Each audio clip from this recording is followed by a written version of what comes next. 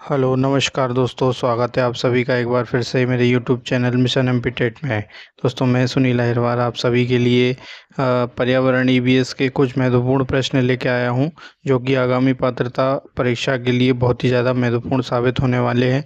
तो वीडियो के अंत तक बने रहें और आइए देखते हैं आज के क्वेश्चंस। आज का पहला क्वेश्चन है हमारा, पारिस्थितिकी पारिस्थितिकी तंत्र के अजैविक घटक का चयन कीजिए। पारिस्थितिकी तंत्र के अजैविक घटक का चयन करना है। ऑप्शन ए है पौधे, बी है जानवर, सी है रोगाणु और डी है मैदानी क्षेत्र।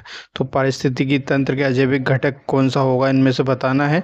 तो यहाँ पर आपका करेक्ट आंसर होगा ऑप्शन नंबर डी, इसलिए फर्स्ट का डी हमारा करेक्ट आंसर।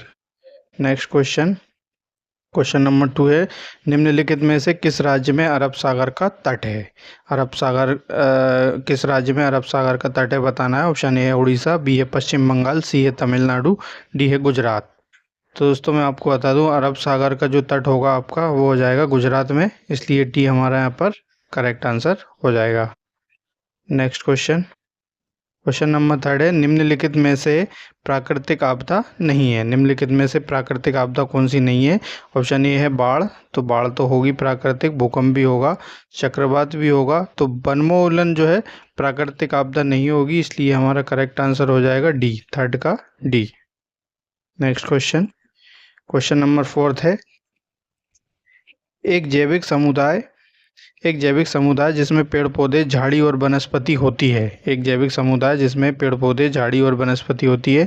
ऑप्शन ए है घास स्थल, बी है सवाना, सी है वन, डी है रेगिस्तान। तो फोर्थ का आपका करेक्ट आंसर होगा ऑप्शन नंबर सी, वन जो है एक जैविक समुदाय है जिसमें पेड़ पौधे झाड़ी और वनस्पति होती है, इसलिए सी हमारे यहाँ पर फोर्थ का करेक्ट आंसर हो जाएगा। क्वेश्चन नंबर 5 है, सरदार सरोवर परियोजना के कारण 3 लाख लोग विस्थापित हुए थे। सरदार सरोवर परियोजना के कारण 3 लाख लोग विस्थापित हुए थे। ऑप्शन ए है भूमिगत आग, बी है गांवों का जलमग्न, सी है भूस्खलन और डी है राष्ट्रीय उद्यानों की स्थापना। तो फिफ्थ का जो हमारा करेक्ट आंसर होगा गांवों का जलमग्न, बी हमारे यहाँ पर करेक्ट आंसर हो जाएगा। सरदार सरोवर परियोजना के कारण जो है गांवों का जलमग्न हो गया था, उससे 3 लाख लोग विस्थापित हुए थे, इसलिए बी हमारे यहाँ पर करेक्ट आंसर। क्वेश्चन नंबर 6 है, हाल ही में किस राज्य ने अपने स्कूलों में एडुसेट तकनीक स्थापित की है। हाल ही में किस राज्य ने अपने स्कूलों में एडुसेट तकनीक स्थापित की है। ऑप्शन ए है पंजाब, बी है उत्तर प्रदेश, सी है हरियाणा और डी है हिमाचल प्रदेश। तो 6 का जो हमारा करेक्ट आंसर होगा ऑप्शन नंबर सी हो जाएगा। हरियाणा में जो है हरियाणा में जो है एडुसेट तकनीक स्थापित की गई है हाल ही में, इसलिए सी हमारे यहाँ पर 6 का करेक्ट आंसर हो जाएगा। क्वेश्चन नंबर 7 है, यदि यदि संभव हो तो प्राकृतिक जल निकायों, धाराओं और सिंचाई नहरों में कपड़े धोने के स्थानों से बचना चाहिए, क्योंकि यह अभ्यास कौन से रोग संचरण में योगदान कर सकता है। ऑप्शन ए है टाइफाइड, बी है सिस्टोसोमियासिस और सी है मलेरिया, डी है क्षय रोग। तो 7 का जो हमारा करेक्ट आंसर होगा ऑप्शन नंबर बी हो जाएगा। यदि संभव हो तो प्राकृतिक जल निकायों, धाराओं और सिंचाई नहरों में कपड़े धोने के स्थानों से बचना चाहिए, क्योंकि यह अभ्यास जो है सिस्टोसोमियासिस रोग संचरण में योगदान कर सकता है, इसलिए बी हमारा यहाँ पर करेक्ट आंसर हो जाएगा। क्वेश्चन नंबर 8 है, स्वच्छता को बढ़ावा देकर और खुले में शौच को समाप्त करके ग्रामीण क्षेत्रों में जीवन की सामान्य गुणवत्ता में सुधार लाना निम्नलिखित में से किस स्वच्छता कार्यक्रम का एक उद्देश्य था। ऑप्शन ए है निर्मल भारत अभियान, बी है इंदिरा आवास योजना, सी है स्वच्छ भारत मिशन और डी है संपूर्ण स्वच्छता अभियान। तो आसान सा क्वेश्चन है दोस्तों, तो इसका करेक्ट आंसर हो जाएगा स्वच्छ भारत मिशन। 8 का जो हमारा करेक्ट आंसर होगा ऑप्शन नंबर सी हो जाएगा। क्वेश्चन नंबर 9 है, पीपीएम से अधिक फ्लोराइड आयन सांद्रता का कारण बनता है। पीपीएम से अधिक फ्लोराइड्स आयन सांद्रता का कारण बनता है। ऑप्शन ए है दांतों का भूरा रंग, बी है ब्लू बेबी सिंड्रोम, सी है एनीमिया और डी है क्षय रोग। तो 9th का जो हमारा करेक्ट आंसर होगा ऑप्शन नंबर ए हो जाएगा। दांतों का भूरा रंग जो है पीपीएम से अधिक फ्लोराइड आयन सांद्रता के कारण बनता है, इसलिए दांतों का रंग भूरा होता है। तो 9th का जो होगा करेक्ट आंसर ए हो जाएगा। क्वेश्चन नंबर 10 है, भारत सरकार द्वारा भारत सरकार द्वारा कौन सी परियोजना शुरू की गई जिसके माध्यम से किसानों की आजीविका में सुधार के लिए भूमि और पानी की स्थायी तरीके से कुशलतापूर्वक उपयोग किया जाता है? ऑप्शन ए है DPAP, और ऑप्शन बी है WDC, PMKSY, और ऑप्शन सी है IWDP, और ऑप्शन डी है PMRY। 10th का जो हमारा करेक्ट आंसर होगा ऑप्शन नंबर बी हो जाएगा, WDC PMKSY। तो बी हमारे यहाँ पर करेक्ट आंसर। क्वेश्चन नंबर 11 है, निम्नलिखित में से कौन ओमेगा 3 फैटी एसिड का सबसे अच्छा स्रोत है? निम्नलिखित में से कौन ओमेगा 3 फैटी एसिड का सबसे अच्छा स्रोत है? ऑप्शन ए है मकई का तेल, बी है गेहूं उत्पाद, सी है पोर्क, और डी है सार्डिन।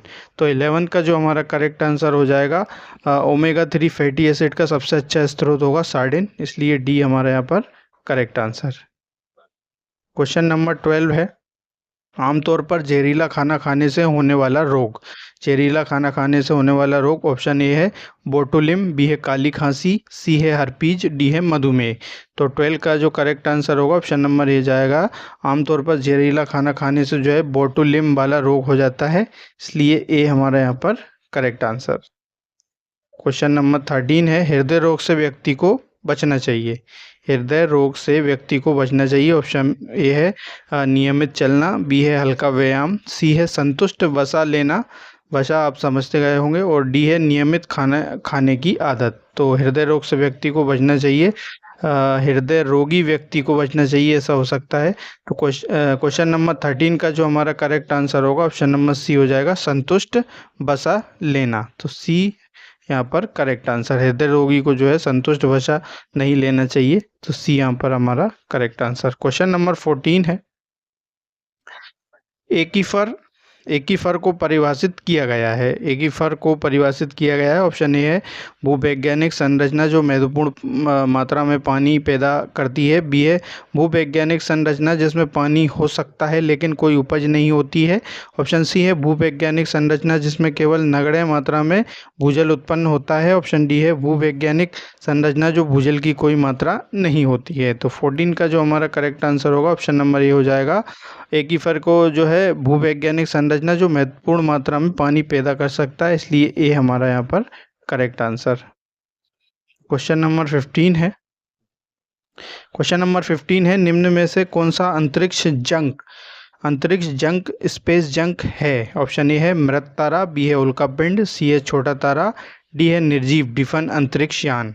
तो 15 का जो हमारा करेक्ट आंसर होगा ऑप्शन नंबर डी हो जाएगा, निर्जीव डिफन अंतरिक्ष जंग स्पेस है। तो डी यहाँ पर आपका करेक्ट आंसर।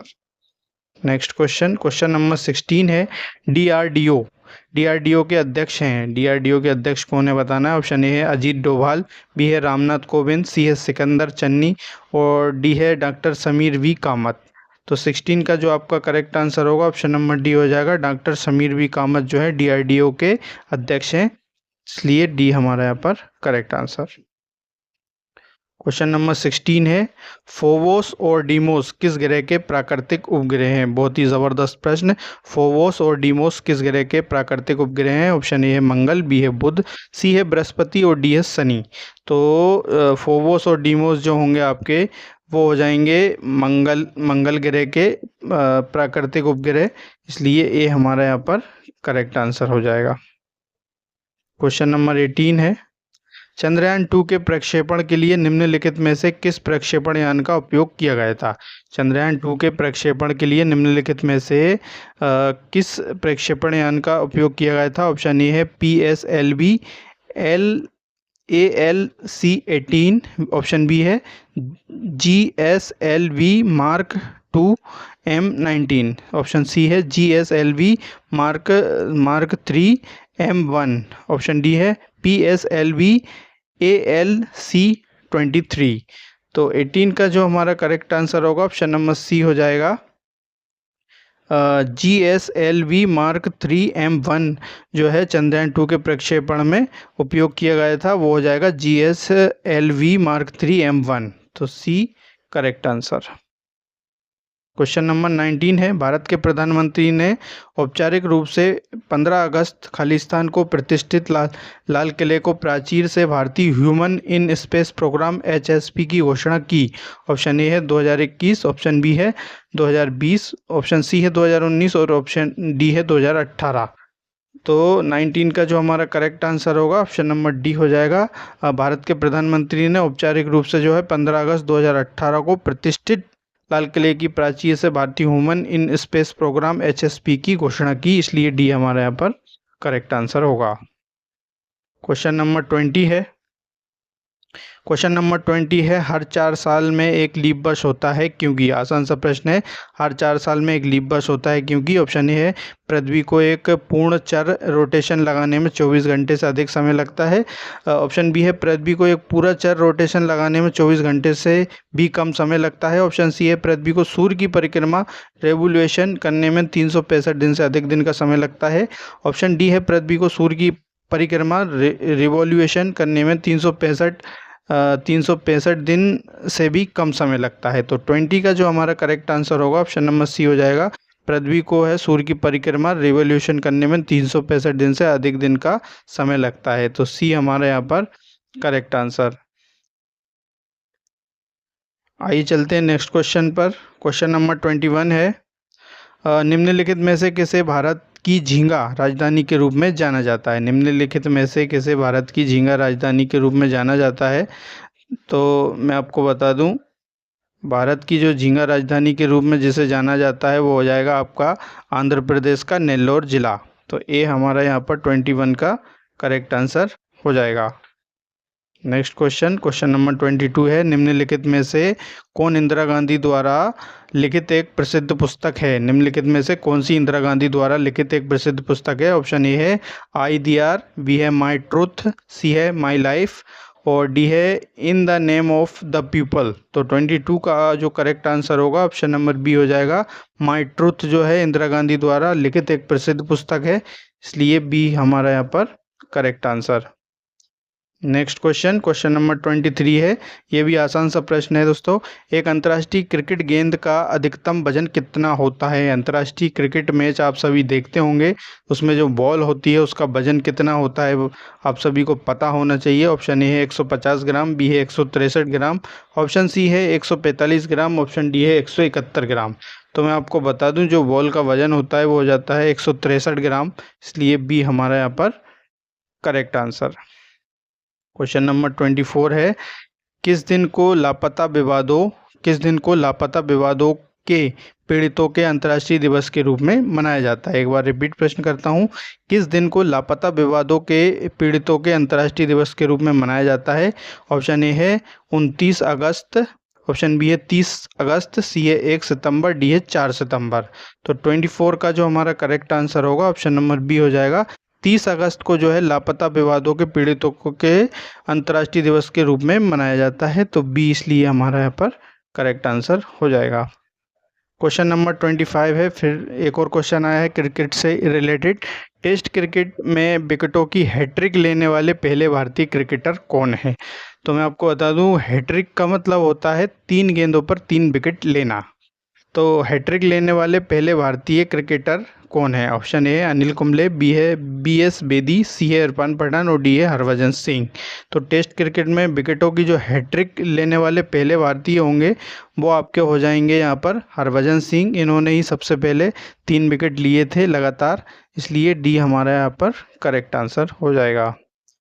क्वेश्चन नंबर 26 है, किसके अनुसार सहयोगी अधिगम समूह में काम करने के मूल्य को बढ़ावा देने वाली अवधारणा एवं तकनीक है। ऑप्शन है ब्रोडी, बी है डेविडसन, सी है जी जैक और डी है सेंट स्टीफेंस। तो 26 का जो हमारा करेक्ट आंसर होगा ऑप्शन नंबर सी हो जाएगा जी जैक।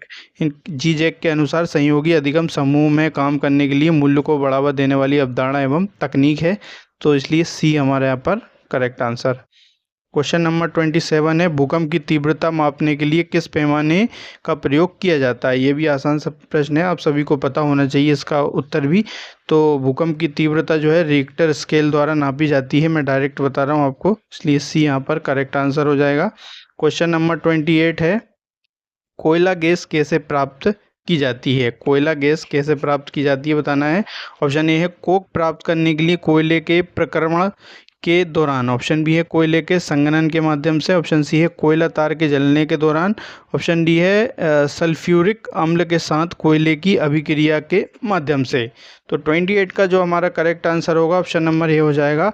कोयला गैस जो है कोक प्राप्त करने के लिए कोयले के प्रक्रमण के दौरान कोयला गैस प्राप्त होती है, इसलिए ए हमारा यहाँ पर करेक्ट आंसर हो जाएगा।